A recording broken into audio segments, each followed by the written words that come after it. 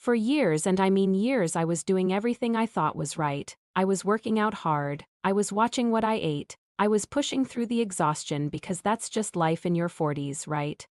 Except my symptoms kept getting worse. The sleep got worse, the mood swings got worse, the weight wouldn't budge no matter what I did, and it took me way too long to figure out that the things I thought were helping me were actually making my hormones worse.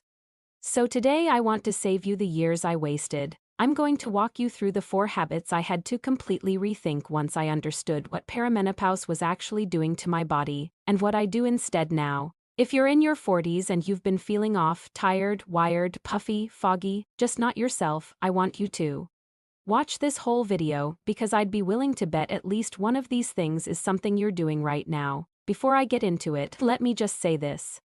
If you've been feeling like your body has turned against you, you're not imagining it. If you've been doing all the right things and still feeling terrible, you're not doing it wrong. And if you've been told your blood work is fine and you should just manage your stress, I hear you, that is one of the most frustrating things to be told when you feel this awful. I was that woman. I was doing spin classes 5 times a week, eating less than I probably should have been, running on 4 hours of sleep because I had so much to do, and wondering why I felt absolutely dreadful. What nobody told me is that perimenopause changes the rules completely. The things that worked for your body at 30 can genuinely work against you at 43 or 45 or 48. Your hormones are shifting and your body needs something different now, not less, different. The first habit, and this one was a gut punch for me personally. I was a cardio girl, height classes, running, anything that made me feel like I was working hard. I genuinely believed that if I could just push harder, the weight would shift, the energy would come back, I'd feel better. What I didn't understand is that intense exercise is a physical stressor, and when your body is already under hormonal stress, which is exactly what perimenopause is, adding more stress on top tells your adrenal glands to pump out more cortisol. Elevated cortisol directly interferes with your estrogen and progesterone. It disrupts your sleep, it makes your body hold on to fat, especially around the middle, it can worsen anxiety and mood swings. I wasn't solving the problem, I was pouring fuel on it. I'm not saying don't exercise, please don't hear that. Movement is so important, especially in perimenopause, but the type of movement matters. I swapped some of my height sessions for walking, strength training, yoga, pilates, lower intensity, more restorative. Within a few weeks, my sleep started to improve. My cortisol started to come down. I genuinely couldn't believe it was that simple. Second habit, and this one I see constantly. We've been conditioned, honestly, our whole lives to believe that eating less equals feeling better. Smaller portions, skipping meals, cutting carbs, whatever the current version of restriction looks like. And for some of us that worked at some point, so we keep doing it. Here's what happens in perimenopause. Your metabolism is already shifting. Your body is already under stress. When you undereat on top of that, your body reads it as famine. It ramps up cortisol and starts protecting itself by holding on to fat and breaking down muscle instead. Here's the part that really matters. Your hormones are literally made from the building blocks in your food. Healthy fats, proteins, micronutrients, these are the raw materials your body uses to produce and balance hormones. When you restrict, you take those building blocks away.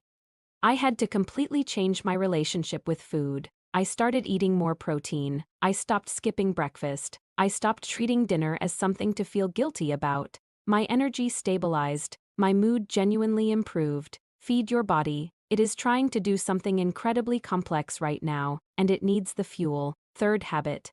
And this might be the most important one. I had completely normalized being stressed. It wasn't even something I noticed anymore. It was just the baseline, work, family, the mental load of everything. I accepted it as the cost of being a woman in midlife. What I didn't realize is that constant low-level stress, not just the big acute moments, is one of the most disruptive things for your hormonal balance in perimenopause. Your body uses the same precursor hormone to make both cortisol and your sex hormones. When you're chronically stressed, your body prioritizes cortisol production. It will literally steal the raw materials away from making progesterone and estrogen to keep making cortisol instead. Once I understood that, I couldn't unsee it. I had to get serious about rest. Not just sleep, but actual downtime, permission to do nothing, saying no to things that were draining me. It felt uncomfortable at first because I'd tied so much of my identity to being busy and capable and on top of everything, but my hormones didn't care about my identity, they cared about whether I was giving my body a chance to recover. If you can't remember the last time you sat quietly for 20 minutes without a screen or a task, that's information. Your nervous system is telling you something. Fourth habit. And I think so many women in perimenopause have just accepted that sleep is going to be terrible now, like that's just the deal. I get it. When you're waking at 3 in the morning every night, when the night sweats are soaking your sheets, when your brain just will not switch off, it starts to feel permanent. You stop fighting it and just survive on caffeine and stubbornness. But consistently poor sleep is not just a symptom of perimenopause. It becomes a cause of worsening hormonal symptoms. It creates a cycle. When you don't sleep, cortisol rises. Cortisol disrupts your sex hormones further. Your estrogen and progesterone, both involved in sleep regulation, drop lower, so you sleep worse, and on it goes. What helped me was treating sleep as a non-negotiable priority. I looked at everything working against it: the late evening screen time. The glass of wine I thought was helping me wind down, it wasn't. The inconsistent bedtime, the room temperature. I also had an honest conversation with my doctor about options for supporting sleep during this transition, because you don't have to white-knuckle through it. There are things that can help, and you deserve to explore them. For habits: over-exercising, under-eating, chronic stress, poor sleep. How many of those are you doing right now? Because if it's more than one, and for most of us in perimenopause it is more than one, you are not broken, you are not weak, you are working with outdated information. You're running the same program your body used at 32, and it's not the right program anymore. The most important thing you can do right now is stop and ask, what does my body actually need at this stage of life? Not what did it need before, not what does diet culture say it needs. What does it need now? I want to end with something I really wish someone had said to me earlier. Perimenopause is not your body failing, it's your body changing, and change requires a different response, not a harder one. I spent so long trying to overpower my symptoms with more effort, more discipline, more pushing through. All I was doing was making it harder for my body to find its balance. When I finally started working with my body instead of against it, moving in ways that supported rather than stressed it, eating in a way that nourished rather than depleted it, resting like my health depended on it, things started to shift.